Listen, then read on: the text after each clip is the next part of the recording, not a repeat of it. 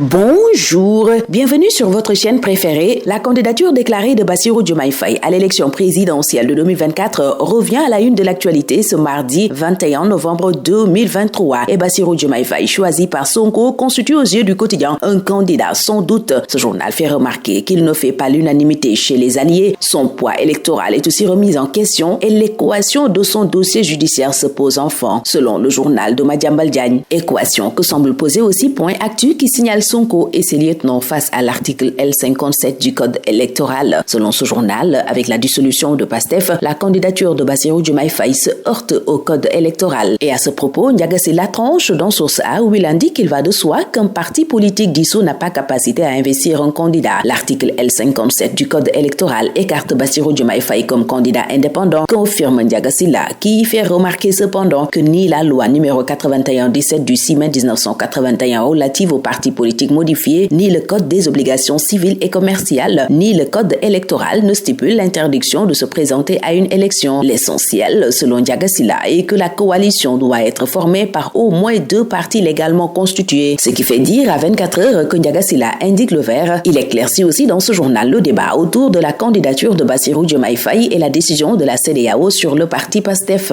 Mais Sud Quotidien continue de constater 1000 questions autour de la candidature de Bassirou Diomaye Faye que ce journal présente comme le plan B de l'ex-parti PASTEF à la présidentielle 2024. Parti dissous qui a porté son choix sur Bassirou Diomaye Faye pour briguer la présidentielle du 25 février 2024. Toutefois, cette candidature du numéro 2 des Patriotes présentement en prison suscite des interrogations et autres divergences d'opinion auprès même des analystes politiques, fait remarquer ce journal qui souligne qu'au-delà de l'adhésion des militants, elle est encore sous la menace de Dame Justice, même si pour l'instant absolument rien ne peut l'empêcher d'être dans la course pour la succession de Macky Sall à la tête de la magistrature suprême. Justement, Besbi s'intéresse à cette élection et aux candidats par procuration, parlant d'Amadou Ba et de Diomaye Faye qui provoquent aux yeux de Besbi le choc des ombres. Besbi détecte aussi un duel des inspecteurs des impôts avant de dévoiler les failles de Bassirou dans le profil qui lui est consacré. Li Quotidien aussi consacre sa une à Bassirou Diomaye Faye plan B, mais fait état d'interrogations autour de sa candidature. Équation que résout Moundiaye Cissé, qui affirme dans ce journal que Bassirou est éligible malgré sa détention. Cependant, il ne peut pas être candidat indépendant. Sa candidature doit être portée par un parti politique légalement constitué, indique Moundiaye Cissé. Et avec Diomaye comme candidat à la présidentielle de l'ex-PASTEF, l'observateur voit au-delà du choix des calculs. Ce journal met le curseur sur le brouillage de pistes,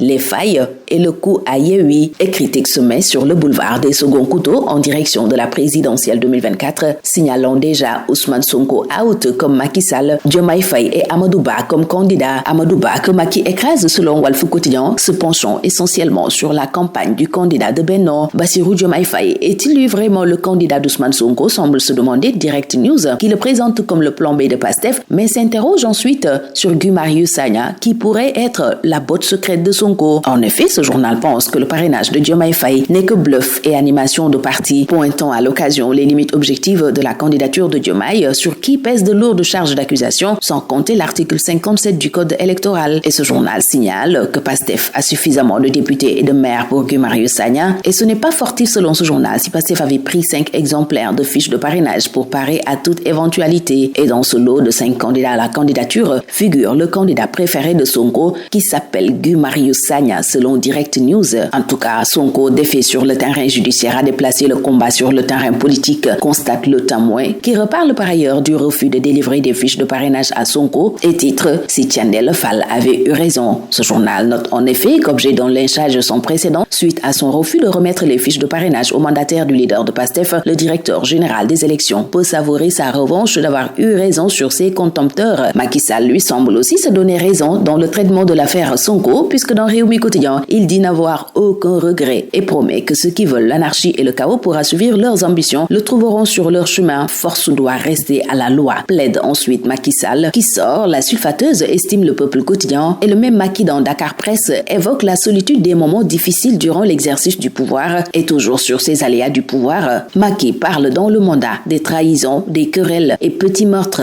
Et dans Enquête, c'est le discours prononcé par Macky Sall à Berlin, au sommet Compact White Africa précisément, qui intéresse, et ce journal nous fait part du plaidoyer du président pour un meilleur accès des pays africains au crédit. Le quotidien national Le Soleil en déduit que le président plaide pour le continent. Pendant ce temps, l'Observateur semble dévoiler les dessous de la relation tendue Macky-Atepa et nous parle de la demande d'audience sans suite du communiqué collier et de la colère du président Macky Sall. L'Obs nous apprend par ailleurs un cambriolage spectaculaire au domicile de Serigne Maodo Sy Dabakh. 30 millions de francs CFA et des bijoux d'une valeur de 25 millions de francs CFA ont été emportés, mais la DIC a mis le main sur le coursier et les deux gardiens, renseigne l'Obs. Libération livre la même information et note que les deux gardiens de la maison avaient ourdi leur coup lors du gamo avant d'emporter 30 millions de francs CFA et des bijoux. Libération nous conduit par ailleurs à Bignona où ce journal signale l'horreur dans la forêt de Tengori. Les restes de deux enfants y ont été retrouvés 46 jours après leur disparition, selon ce journal, qui informe que Abadji, 4 ans, et Seyi Mané, âgé de 5 ans, ont été identifiés grâce à leurs bracelets et leurs habits jetés sur eux. Le jour de leur disparition, les deux enfants se rendaient à la boutique, renseigne ce quotidien, où leurs proches n'écartent pas la thèse d'un enlèvement suivi de meurtre et une enquête a été ouverte par la gendarmerie, selon ce journal, qui signale Oustaz Omar Sall en prison. Le prêcheur a été inculpé puis placé sous mandat de dépôt. Un procès en flagrant délit prévu le 1er décembre